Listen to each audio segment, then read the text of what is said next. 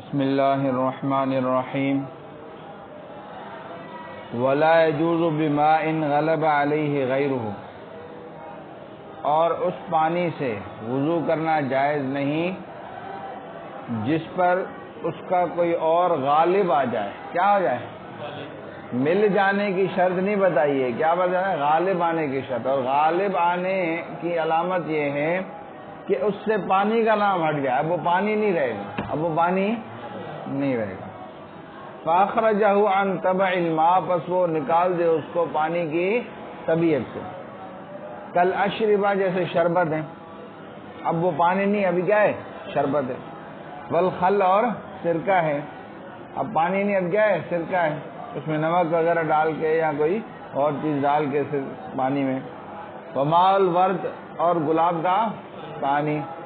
وماء الباقلہ، اور لوبیا کا پانی۔ لوبیا سمجھتے ہو؟ ہاں سمجھتے ہیں؟ رہاں ہٹا دی، رہاں چھولے کی طرح ہوتے ہیں، گردے کی شکل کے، اور رمضانوں میں کھاتے ہیں لوگ، تو پتہ نہیں کیا کہتے ہیں، تو جان رہاں گردے وہاں کو ننڈا چھولے وہاں کو کھائیں گے چاٹ میں۔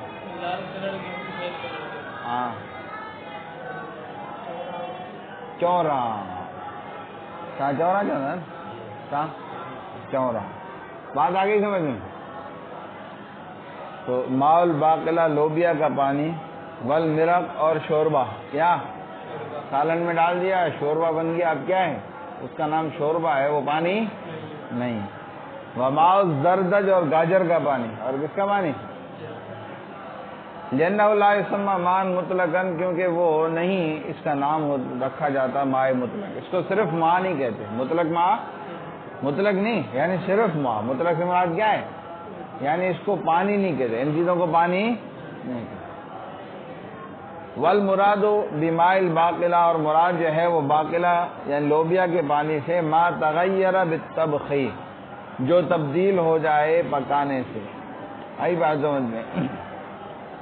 فَإِن تغیر، بس اگر تبدیل ہوا ہے بغیر پکانے کے، یعنی اس میں بھگوئے ہیں اور اس کا پانی بچا ہے، تو اس سے وضو کرنا جائز ہے، کیونکہ جب پکانے سے وہ تبدیل ہو جائے گا پانی، تو وہ پانی نہیں رہے گا بلکہ وہ لوبیا کا رس رہے گا۔ بات آگے سمجھ میں؟ وَيَجُوزُ طَهَارَةُ بِمَاءٍ خَالَطَهُ شَيْءٌ طَاهِرٌ فَغَيَّرَ أَحَدَ أَوْصَافِهِ، اور جائز ہے طہارت حاصل کرنا ایسے پانی کے ساتھ جس سے مل گیا ہو، جس میں مل گئی ہو کوئی پاک چیز، کوئی بس تبدیل کر دیا اس کے اوصاف میں سے کسی ایک وصف کو۔ اوصاف کون سے ہیں؟ رنگ، بو، ذائقہ۔ کوئی پاک چیز مل گئی تو اس سے وہ ناپاک نہیں ہوگا جب تک وہ اس کا اتنا غلبہ ہو جائے۔ یاد رکھو کیا ہے کہ غلبہ ہو جائے۔ غلبہ تب ہوگا جب اس میں کوئی چیز ملا کے پکائیں گے۔ کیا کریں گے؟ پکائیں گے۔ بات آ گئی سمجھ میں؟ محض ملنے سے اس کا رنگ تبدیل ہونے سے غلبہ نہیں کہلایا جائے گا، وہ پانی بولیں گے۔ مثال تو نیل مل گئی، پانی تھوڑا نیلا ہو گیا تو پانی ہے، اس سے وضو کرنا جائز ہے۔ بات آ گئی سمجھ میں؟ فغیر، بس تبدیل کر دیا، احد اوصاف، اس کے اوصاف میں سے کسی ایک وصف کو، کماء المد، جیسے سیلاب کا پانی، جیسے کہ عام طور پہ پہاڑوں سے بہ کر جو پانی آتا ہے دریا میں چل جاتا ہے، وہ کیا ہوتا ہے؟ اس کا رنگ تبدیل ہوتا ہے نا، مٹی کی طرح رنگ ہوتا ہے اس کا۔ والماء الذی اختلط، وماء الذی اختلط به زعفران، اور وہ پانی جس میں مل جائے کیا؟ زعفران، اس کا بھی رنگ تبدیل ہو جاتا ہے نیل کی طرح، جس طرح نیل زیادہ رنگ تبدیل کرتی ہے نا، زعفران جیسے لال کر کے جاتا ہے۔ اب صابون، یا کیا صابن مل جائے، اول اشنان، یا اشنان مل جائے۔ اشنان ایک قسم کی گھاس ہے جو پانی کو صاف کرنے کے لیے یا جو ہے صفائی کے لیے استعمال کی جاتی ہے۔ قال رضی اللہ تعالیٰ عنہ، صاحب ہدایہ رحمہ اللہ فرماتے ہیں کہ اجری فی المختصر ماء الزردج مجرى المرق، کہ قائم مقام کیا گیا ہے مختصر قدوری میں گاجر کے پانی کو شوربے کے قائم مقام، آئی بات ہے، شوربے کے مقام پر، ٹھیک ہے۔ والمروی عن ابی یوسف، اور امام ابو یوسف رحمہ اللہ سے مروی ہے کہ انہ بمنزلۃ ماء الزعفران، کہ گاجر کا پانی زعفران کے بمنزلہ ہے. آئی بات سمجھ میں؟ یعنی اس سے وضو جائز ہے. قدوری میں کیا ہے کہ وضو جائز ہے نہیں. وہ صحیح، یہی صحیح ہے. قضار اختارہ الناطفی، اسی طرح اختیار کیا امام ناطفی نے اور امام سرخسی نے. وقال الشافعی، امام شافعی رحمہ اللہ فرماتے ہیں لا يجوز التوضی بماء الزعفران واشباہ. وہ فرماتے ہیں کہ وہ شوربے ووربے سے تو جائز نہیں ہے، بلکہ جو زعفران وغیرہ کا پانی بتایا نا کہ جس میں پاک چیز مل جائے اور ایک وصف تبدیل ہو جائے، اس سے بھی وضو جائز ہے. مما لیس من جنس الارض، ایسی چیز مل جائے جو زمین کی جنس میں سے نہ ہو.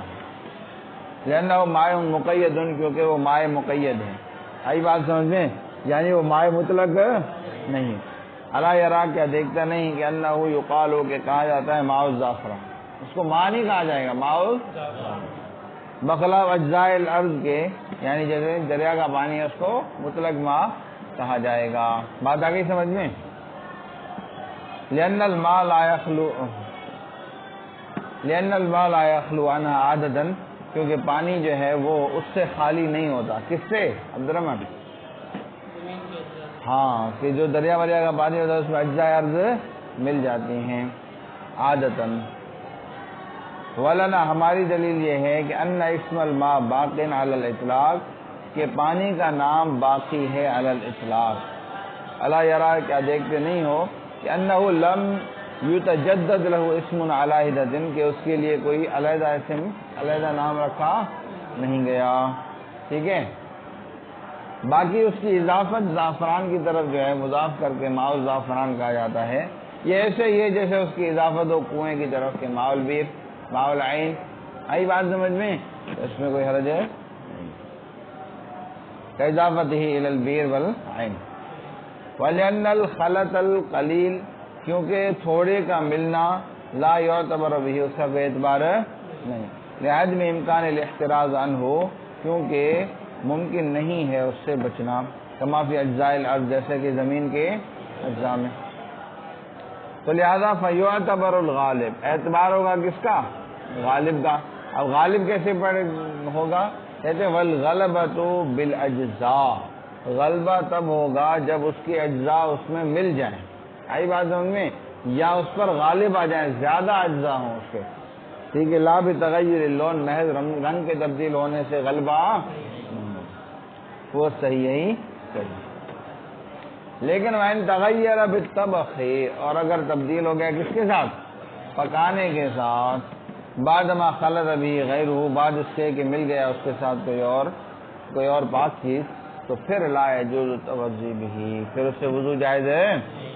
لأنہ لم يبقى فی معنی المنزل من السماء، کیونکہ وہ نہیں باقی رہا منزل من السماء کی معنی میں، کہ اب وہ پانی نہیں ہے جو آسمان سے اترا تھا. الا اذا طبخ فیہ، مگر یہ ہے کہ پکایا جائے اس میں ایسی چیز کو ما یقصد به المبالغہ فی النظافہ، کہ جس سے مقصد جو ہے وہ ہو صفائی میں مبالغہ ہو. ایسی چیز کو پکایا جائے جس میں مقصد کیا ہو؟ صفائی میں مبالغہ ہو. ٹھیک ہے. کل اشنان، جیسے کہ اشنان. اب اشنان جو ہے اس کو گھاس کو ڈال کے پانی میں پکاتے ہیں، اس سے پانی صاف ہوتا ہے. کیا ہوتا ہے؟ ونحو، اور اس کے مثل. تو اس صورت میں پکانے سے بھی جو ہے وہ تبدیل نہیں ہوگا، بلکہ پکانے سے اس سے وضو، پکانے کے بعد بھی اس سے وضو جائز. لأن المیت، کیونکہ میت کو غسل دیا جاتا ہے ایسے پانی سے جس کو ابالا گیا ہو بالصدر، کس کے ساتھ؟ بیری کے پتوں کے ساتھ. بذالک وردت السنہ، اور اسی کے بارے میں وارد ہوئی ہے حدیث. الا ان یغلب ذلک علی الماء، مگر یہ ہے کہ وہ چیز غالب آ جائے پانی پر. پانی پر کیا آ جائے؟ اتنی بیری کے پتے ڈالے کہ پانی کا رنگ ہی تبدیل ہو گیا یا پانی گاڑھا ہو گیا، تو اس صورت میں پھر پانی سے وضو کرنا جائز ہے اس پانی سے. فیسیر کالسویت المخلوط، پس وہ ہو جائے گا اس ستو کی طرح جس کو پانی میں مکس کر دیا گیا ہو. تو اب اس میں نہ پانی رہا، بلکہ وہ کیا ہو گیا؟ ستو ہو گیا. یہ کیا ہو گیا؟ کیونکہ ستو جب پانی میں ملائیں گے، ستو سمجھتے ہو؟ گندم کو توے پر پکا کے اس کو کوٹ کے پھر اس کو پیس کے پھر اس کو پانی میں ملا کے پیتے ہیں تو پانی کتنا گاڑھا ہو جاتا ہے اس کے تو کیا ہے پانی میں ستو ملانے سے پانی کیا ہو جاتا ہے گاڑھا ہو جاتا ہے اس پر غالب آ جاتا ہے تو اس طرح زیادہ بیریاں ملا کے پکائیں گے تو ایسے ہو جائے گا سمجھا لزوال اسم الماء عنہ کیونکہ اس سے اب پانی کا نام کیا ہو گیا زائل ہو گیا بات آ گئی سمجھ میں وکل ماء اور ہر وہ پانی وقعت النجاست فیہ کہ جس میں نجاست گر جائے لم یجوز الوضوء به اس سے وضو کرنا جائز نہیں ہے قلیلا کانت النجاست و کثیرا تھوڑی ہو نجاست یا زیادہ ہو وقال مالک امام مالک رحمۃ اللہ علیہ فرماتے ہیں یجوز اس سے وضو کرنا جائز ہے کیا نجاست گر جائے پانی میں پھر بھی وضو معلوم یتغیر احد اوصافہ جب تک اس کے اوصاف میں سے کوئی ایک وصف تبدیل ہے بڑی سہولت ہے نا چل لما روینا اس روایت کی وجہ سے جو ہم پہلے روایت ہے کون سی روایت کہ الماء طہور لا ينجسہ شیء دیکھو امام مالک کہتے ہیں کہ کیا ہے کہ حدیث پاک میں ہے کہ پانی پاک ہے اس کو کوئی چیز نجس ہے مگر جو غالب آ جائے اس کے رنگ بو یا ذائقے پر ٹھیک وقال الشافعی امام شافعی رحمہ اللہ فرماتے ہیں یجوز وہ جائز ہے اس سے وضو کرنا ان کان الماء قلتین اگر پانی 2 مٹکے ہو اگر پانی کیا ہو 2 مٹکے آئی بات سمجھ میں وہ زور کے مٹکے حجاز کے مٹکے خاص مٹکے ہوں گے اتنا اگر پانی ہو نا تو پھر اس سے امام شافعی کہتے ہیں کہ نجاست پڑنے سے وہ ناپاک نہیں ہوگا بلکہ پاک ہی رہے گا جب تک اس کے عہد اوصاف میں تبدیلی کم میں جو ہے وہ ناپاک ہو جائے یہ قول علیہ السلام کیونکہ نبی علیہ الصلوۃ والسلام کا ارشاد مبارک ہے اذا بلغ الماء جب پہنچے پانی 2 مٹکوں کو لا يحمل خبثا وہ نجاست نہیں اٹھاتا ہماری دلیل حدیث المستيقظ من منامه ہے کہ کیا حضور صلی اللہ علیہ وسلم نے فرمایا استيقظ احدكم من منامه فلا يغمسن يده في الاناء حتى يغسلها ثلاثا آئی بات سمجھے کما قال صلی اللہ علیہ وسلم کہ دیکھو حضور صلی اللہ علیہ وسلم نے کیا ہے نیند سے اٹھنے والے کو منع کیا کہ وہ پانی میں ہاتھ نہ ڈبوئے اگر پانی ناپاک نہیں ہوتا تو حضور منع نہیں کرتے وجہ کیا بیان فرمائی فإنه لا يدري أين باتت يده کہ اس کو پتہ نہیں ہے کہ اس کے ہاتھ نے رات کہاں گزاری ہے کیونکہ اس دور میں استنجا جو ہے وہ پتھروں کے ساتھ کی جاتی تھی تو اس میں کچھ پسینے کی وجہ سے وہ پھر کچھ نہ کچھ نجاست کا اثر ہوتا تھا تو ہو سکتا ہے نیند میں پتہ نہیں کہاں کہاں ہاتھ پہنچ جاتا ہے تو لہذا کیا ہے ہاتھ کو دھونا چاہیے بات آ گئی سمجھ میں تو اب پتہ چلا کہ ناپاک ہوتا ہے تبھی تو آپ نے حکم دیا کہ نیند سے اٹھ کے ہاتھ دھو وقول علیہ السلام اور حضور صلی اللہ علیہ وسلم کا ارشاد مبارک ہے لا یبولن احدکم فی الماء الدائم ہرگز نہ پیشاب کرے تم میں سے کوئی ایک کھڑے ہوئے پانی میں ولا یغتسلن فیہ من الجنابہ اور ہرگز نہ غسل کرے اس میں جنابت سے تو پتہ چلا کہ کھڑا ہوا پانی ناپاک ہوگا تبھی تو آپ نے منع فرمایا نا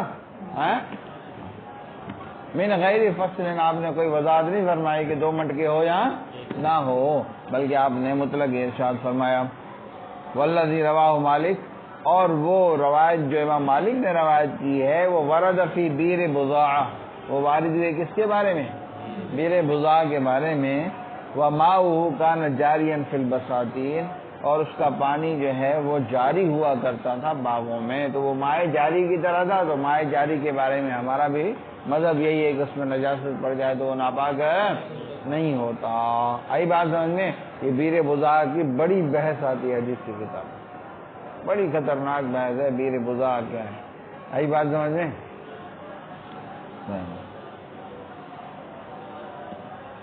وما رواہ الشافعی اور جس کو امام شافعی رحمہ اللہ نے قلتین والی حدیث کو روایت کیا ہے ضعفہ ابو داؤد امام ابو داؤد نے اس کو ضعیف قرار دیا ہے آئی بات سمجھ میں او ہوا یضعف عن احتمال النجاستی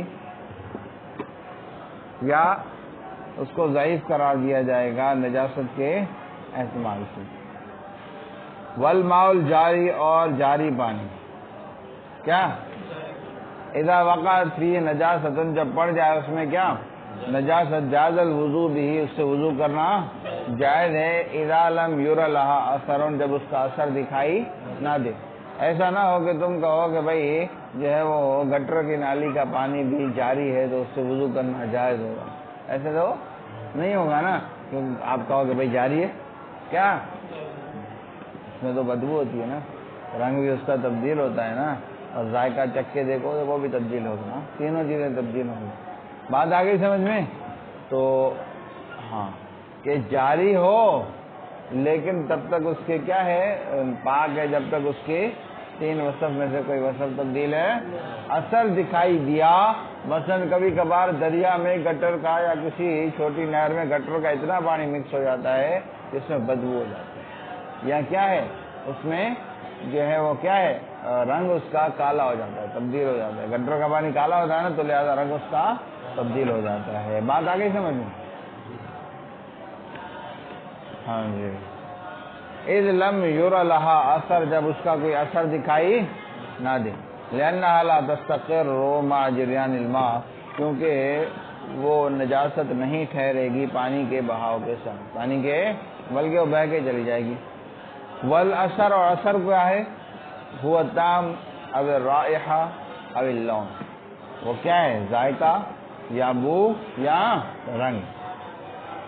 اور جاری کسے کہتے ہیں، جاری کون سا کہا جائے گا، کہتے ہیں والجاری ما لا یتکرر استعمالہ، کہ جاری وہ ہے کہ جس کے استعمال کا تکرار نہ ہو، یعنی ایک چلو بھر کے منہ دھوئیں تو دوسرے چلو میں دوسرا پانی آئے، وہ آگے چلا جائے، وہ کیا ہے، فقیل، اور کہا گیا ہے کہ ما یذهب بطبنۃ، کہ وہ ہے جو تنکے کو بہا کے لے جائے، اس میں کوئی تنکا ڈالے تو وہ آگے چلتا جائے۔ بات آگے سمجھ میں؟ ٹائم کیا ہو رہا ہے؟